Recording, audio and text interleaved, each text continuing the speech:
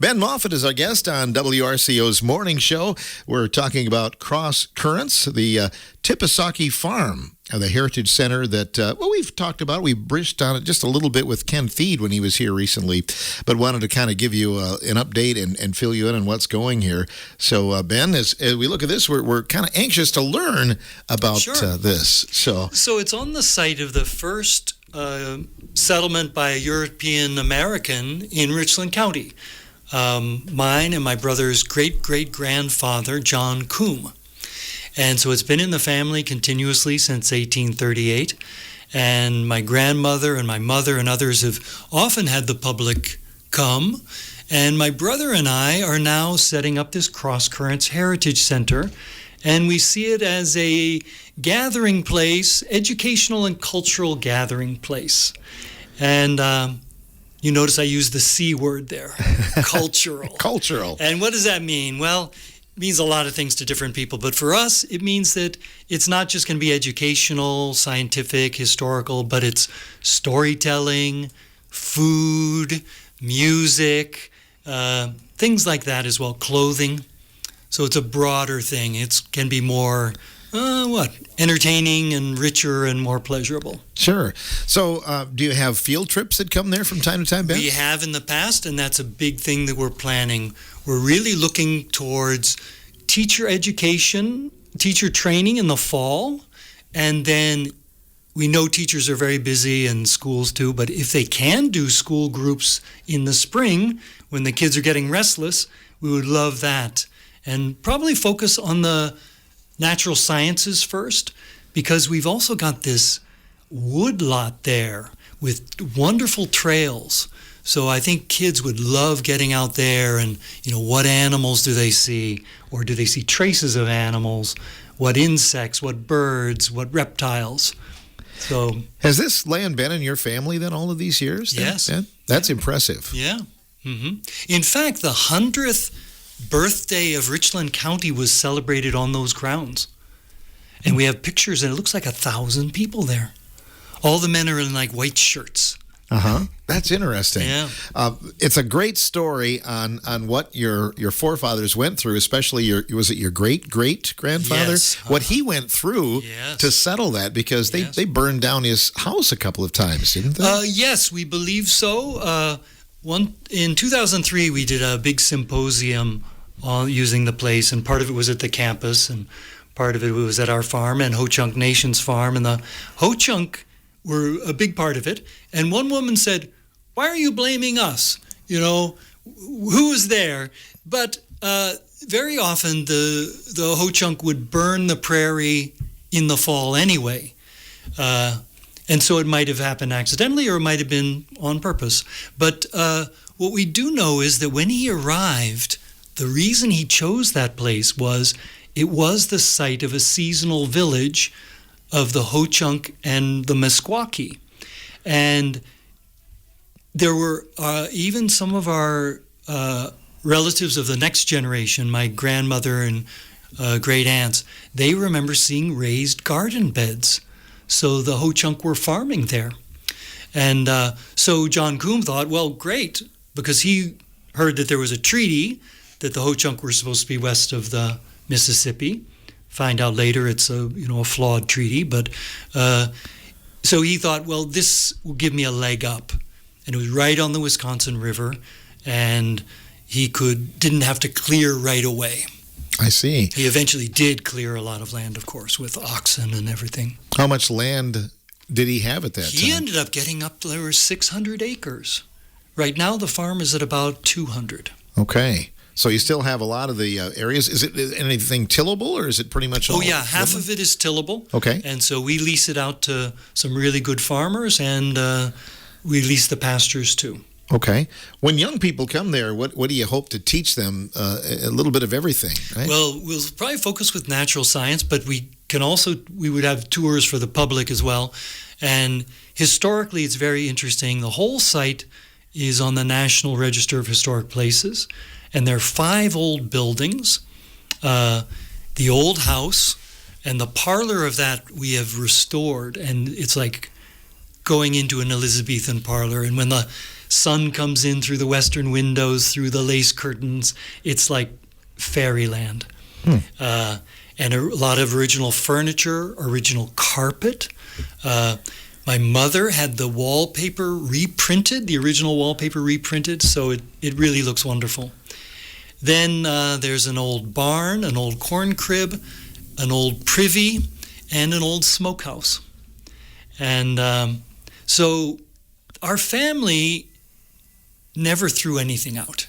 Even the names, like you go back generations, there are all these Edwards and Johns, and so it's very confusing. But we have old tools, letters, books, clothing, you name it, we have it. There's like you come in and there's a butter churn, there's an old water pump, and just about every object seems to tell a story. Like in one door, there are all these nicks in it. And it's because the kids would bring the firewood in and just kind of bump the door open. Oh. And so there are these nicks. And just about every object, even the natural objects, the stones tell stories because it's the driftless area, so very special geography. And there's evidence that the Wisconsin River flowed backwards that far. And so they can find these stones in certain types of soil that suggest that. Interesting. And so we are doing like a soft opening now. This is our first year of doing public programs in this as Cross Currents. And so the first event, which was last week, was a professor talking about when the Wisconsin flowed backwards.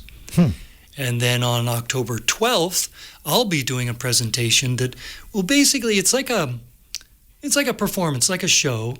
And it's to let people know where we're coming from and where we're going.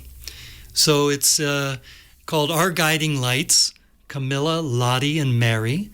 And it's a tribute in song and family stories to my grandmother, my great-aunt, and my mother. And there are lots of fun stories about these old ladies. My mother is actually still alive. She's 97 in memory care. And it's informative, entertaining, and my wife says it's very funny. I bet it is. Can you give us a little sample? Do you have any story that you could share of those ladies? Well, I'll give some hints. How about that? Okay. My great-aunt was wonderful. Very different from my grandmother, Camilla, who lived her whole life in Richland Center. Camilla Coombe Kirkpatrick. Was very straight-laced and high-strung and a warrior. But her younger sister was very expansive and warm and free, and she had an amazing life because she learned to drive a car at age 12, and so I tell stories about that. Was that legal at that time? I don't know, but she did it. She also rode a pony. She could ride the train. She got around more than any 10, 12-year-old now could, boy or girl. That might be so I'll be telling stories about the driving and her riding and this lively 10, 12-year-old, but then also how she was in her 70s and 80s when I knew her. That's awesome. I'd love to hear stories from the and I think that's a lost art, because when I was a kid, I just tried to soak in all of those things. Are they things that were told to you, or have they been written down, Ben? Both. Okay. Both. And so some, you kind of go, well, was it exactly like this? I don't know, but this is the story I heard. For example, I don't know if you know that President Taft visited Blue River. I did not know that. Yeah. Now you think Blue River, but Blue River was a much bigger town then. Much bigger, and right on the railway line. Oh, sure. So I tell a story about that involves Lottie, this wild young woman. She also grew up, spent part of her time in Richland Center. I think she moved out there in her teenage years and went to high school there. So I tell about some of her high school pranks and things like that. Where would they have gone to high school at, here in Richland Center? I think it would have been Richland Center High, yeah. Okay. Yeah. I'm impressed when you talked about some of the articles you have there, like the butter churns and things like that. What's impressive is that they didn't recycle and reuse as many did with clothing and everything else, right? Well, I'm sure they did recycle and reuse, but they just never threw anything away. Yeah. One time, Lottie and somebody were like taking things out, putting it on the lawn of the old house, and John Coombs' wife, who would have been very old at that time, and her daughters came back and said, "Put it back. Put it back." So now me and my brother are dealing with it. But you have this history, though. And we haven't been able to go through everything. We're still finding, you mentioned Ken Thiede.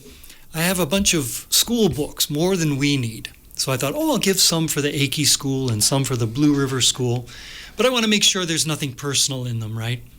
And I see this English grammar. Looks like no one's ever read it. But I open it up, and there are pressed flowers and a corsage that somebody saved in that book. So I'm going to hold on to that one. Oh, man, that is really cool. So we're still discovering things all the time. So we're actually looking for volunteers, and it's kind of like you could get in on the ground floor, except this ground floor has a basement and a foundation.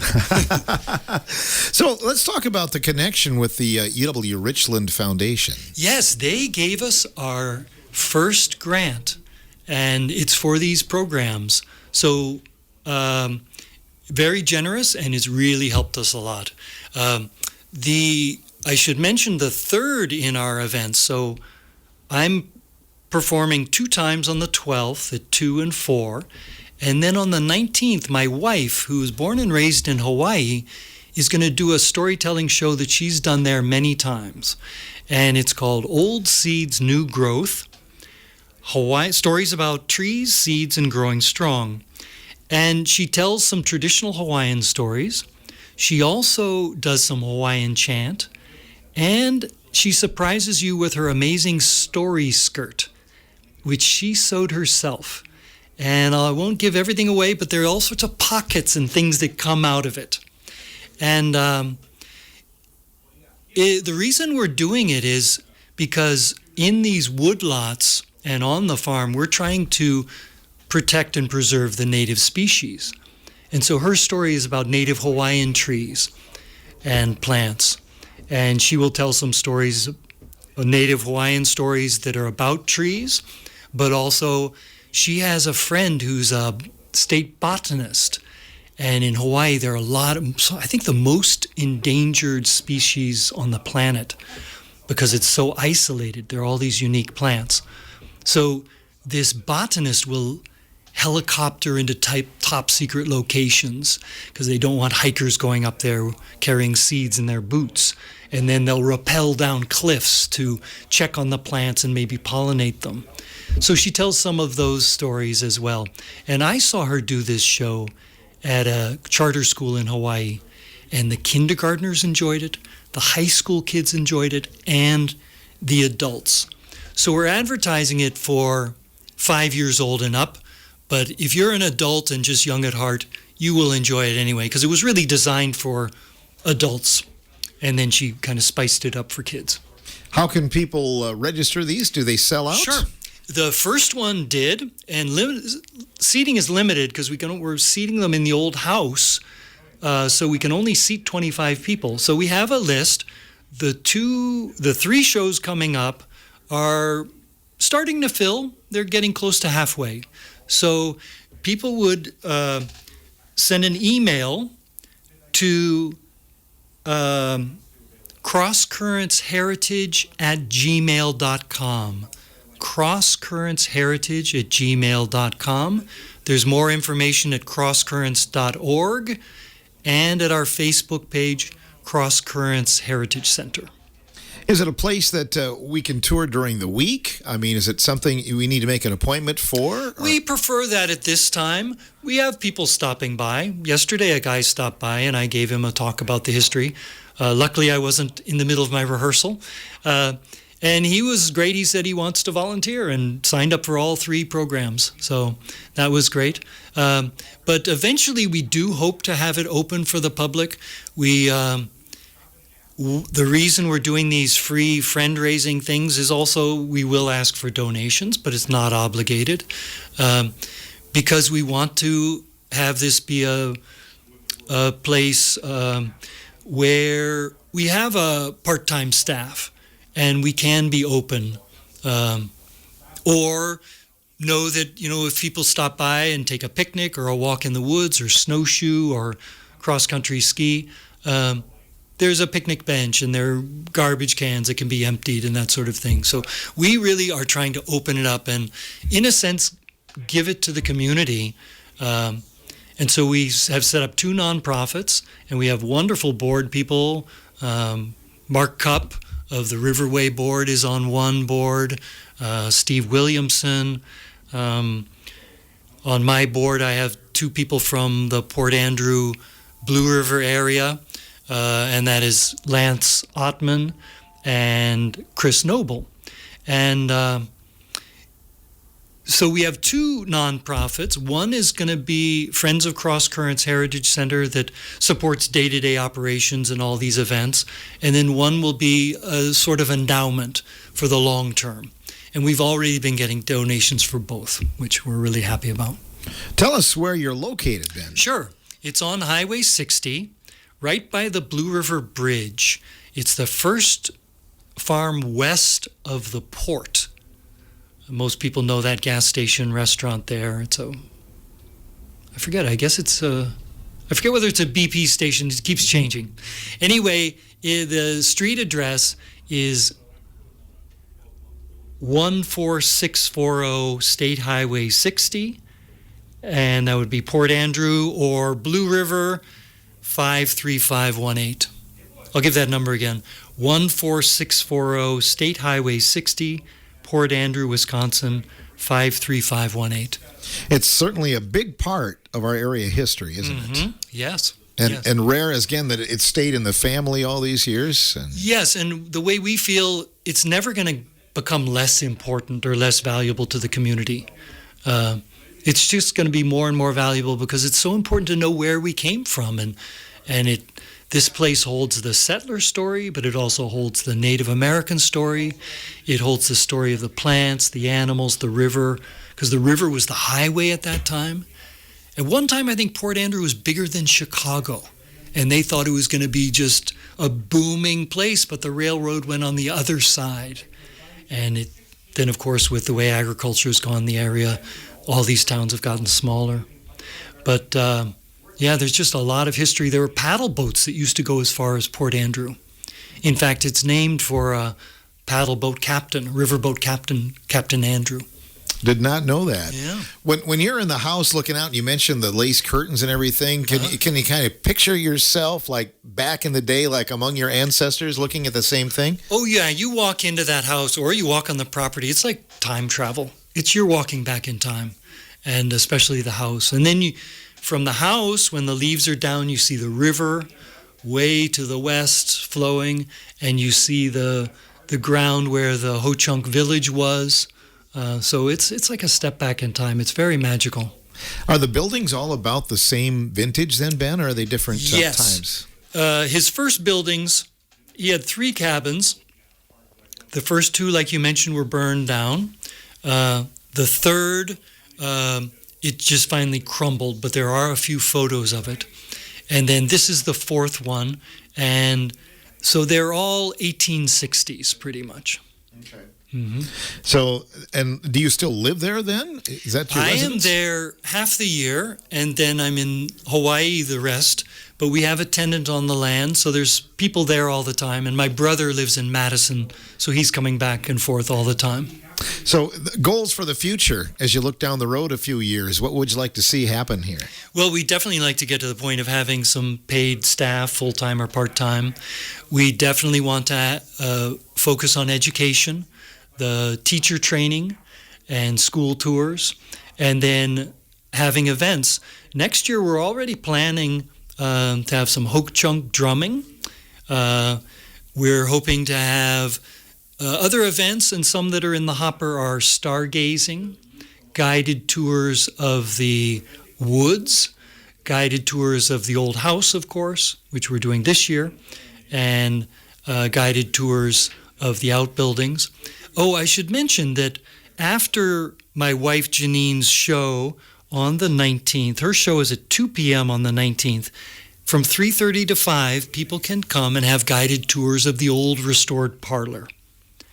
And so I'm sure next year we will do those parlor tours as well. We might do that on a regular basis, like the Aki School, where once a week in the warm months it's open. Do you have a presence on social media, Ben? Yes, with Facebook, Cross Currents Heritage Center. Good. Yeah. So people can look you up there and find out a little bit more about it then. Yep. So, and again, the program coming up, the next one is Saturday the 12th, the following Saturday the 19th, and there's still a few openings. Yes. So we hope people will take advantage of that as well. It's just a real cool thing for the community. It's great to learn about it and come back and see us when you have another program, Ben. Very good. Thank you. We appreciate your time. Ben Moffitt joining us, Cross Currents Heritage Center, Tipisaki Farm. And again, that is 14640 State Highway 60, Port Andrew, the first farm west of the Blue River Bridge on Highway 60. I've driven by it many times, and now I know where it's at. Yeah, So. you see the grand old house up on the hill. Yes, you do. That's awesome. Good to know. All right, you're listening to The Morning Show on WRCO.